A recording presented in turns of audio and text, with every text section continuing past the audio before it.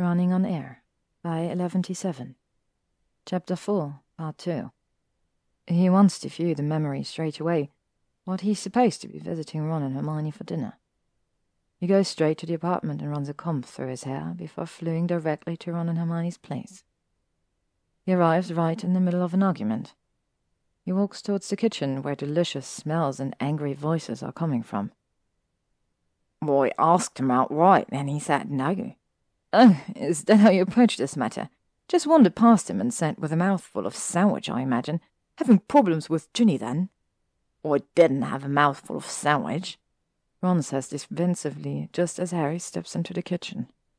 Ron stares at him. Hermione, her back to Harry, quickly turns around.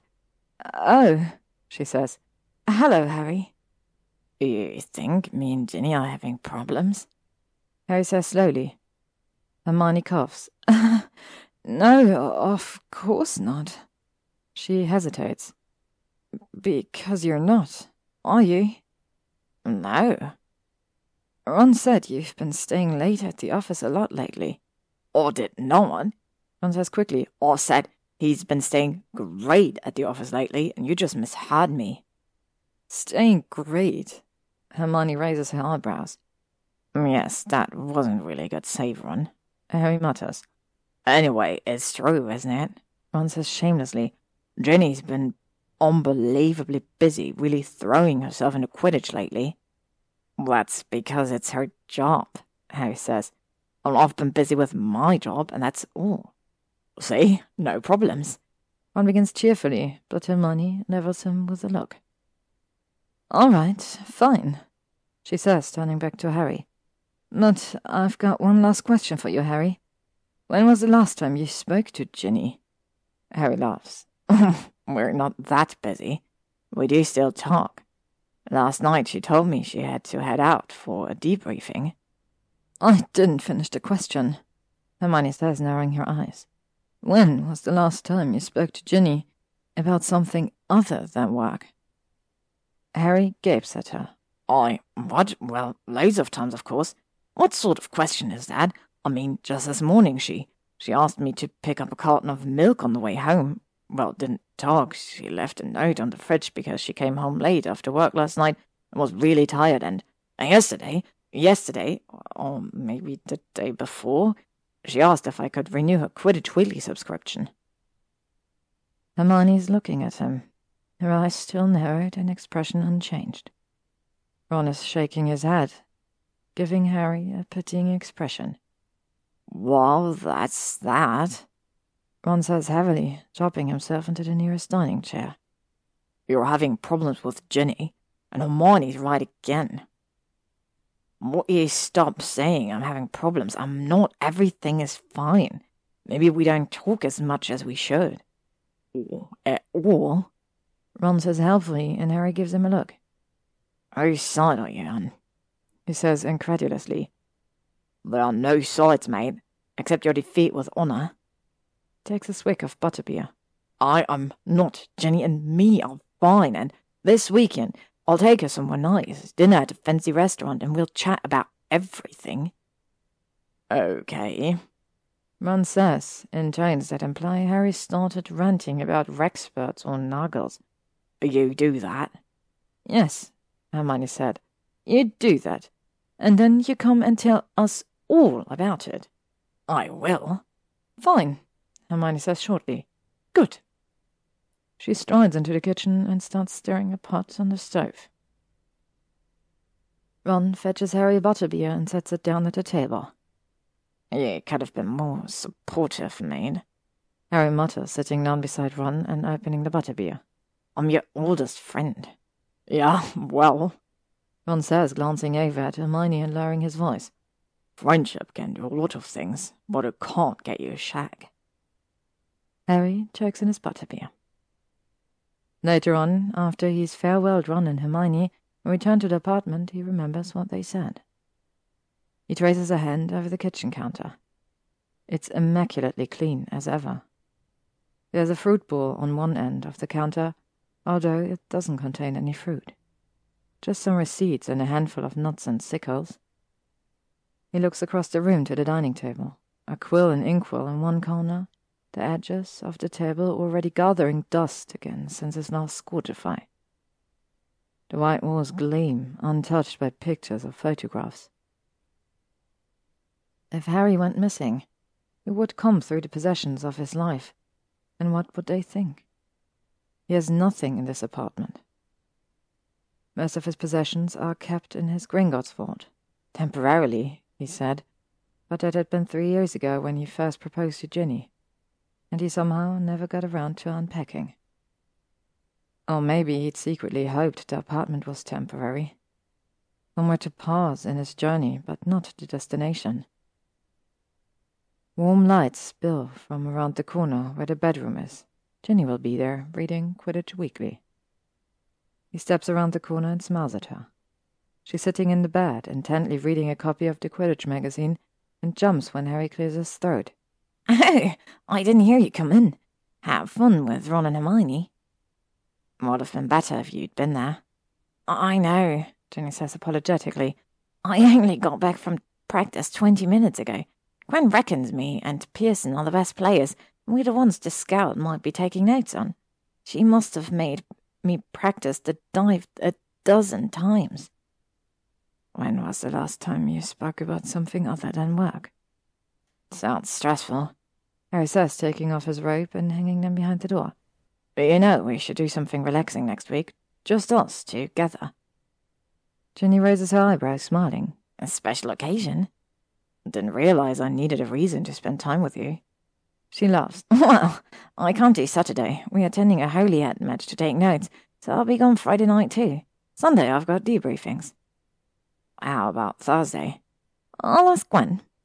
Well, let me know and I'll make reservations. Sounds good. See, they're wrong, he tells himself. Everything's fine. Monday morning finds Harry in his office again, watching Astoria's newest memory. The familiar rolling motion hits him, and he knows immediately he's in a car again. Draco's car, the Renault Megane.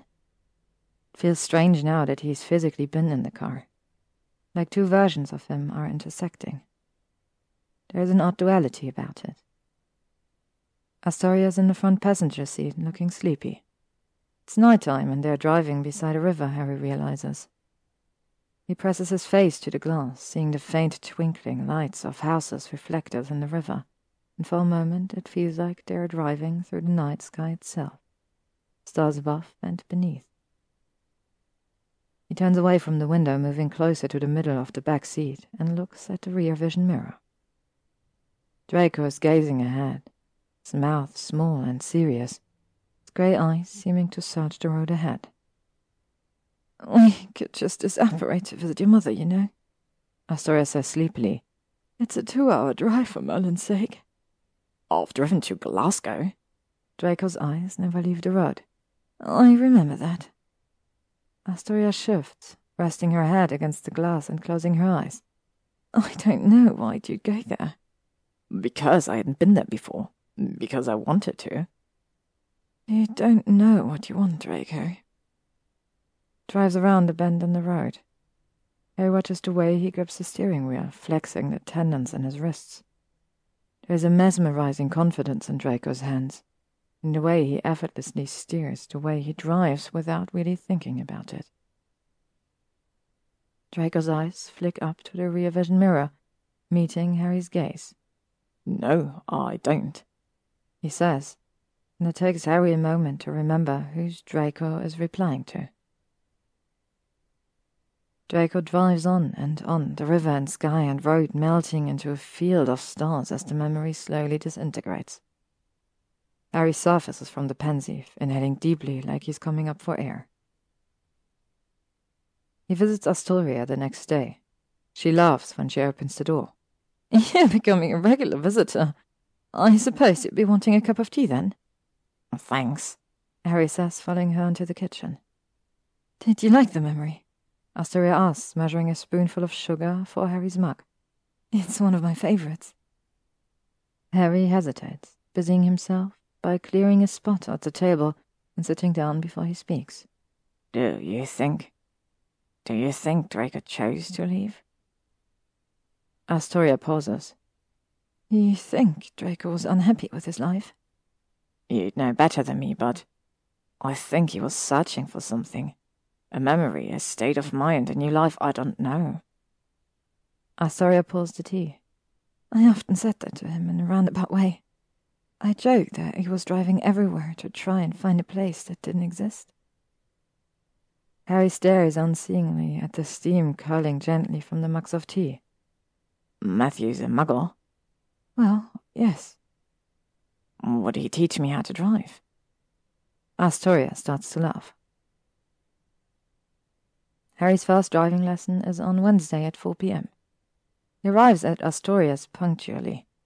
Matthew arrives late from work and bows through the front door with arms full of blueprints. Where's my princess?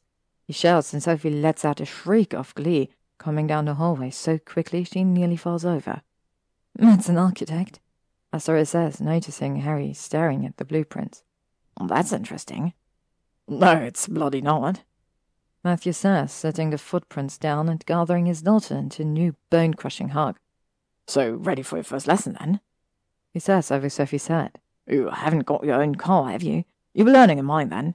Not bad car for learners. They wander out to the car, a white sedan, and Harry tries to discuss monetary payment, feeling rather like Matthew should be compensated for all the inevitable moments of frustration and despair.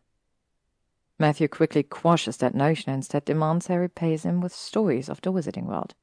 She's awful, he says, gesturing to Astoria. Tells me about all this amazing stuff in your world, then complains every time I try and ask questions.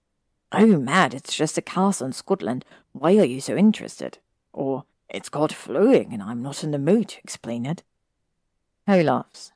I understand. I didn't know about the Wizarding World either, not until I was 11, and everyone was always rushing through things and acting like I should know all of it already.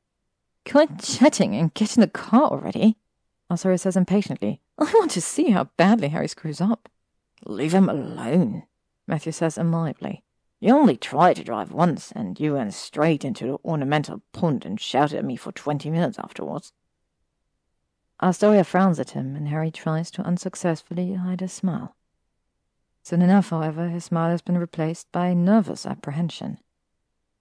Matthew spends a good 15 minutes running through safety before Harry even starts the car. All right, so you've checked the mirrors, adjusted your seat, put your seatbelt on, got your foot on the brake. Turn the ignition on, then. The car rumbles to life. Harry feels terrified and wonders how much the car costs and how mad Matthew might be if Harry, too, drove it into the pond. Foot still on the brake? Good. Handbrake off. Right. Good, good. Now ease your foot onto the accelerator a little. The car jerks forward violently, and Harry, horror-struck, slams the brake on and comes to an equally violent stop. Matthew starts laughing. But trigger-heavy, aren't you? Look at your face. Calm down, no harm done. Try again, go on. Foot off the brake. By the end of the hour, Harry has managed to successfully drive to the end of the driveway without giving either himself or Matthew whiplash. That, Matthew declares, deserves a butterbeer, over which they'll discuss exactly how a portkey works, of course. Harry arrives home at 9 o'clock that night.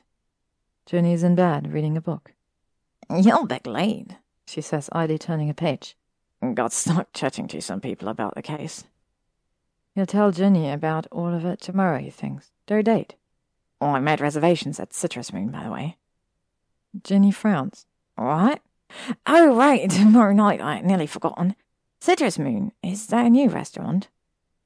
It's a muggle one. Oh, well, that'll be something new at least. I'm looking forward to it. Harry disappears into the bathroom, planning to take a long and relaxing shower. Learning to drive, he thinks, is extraordinarily stress-inducing.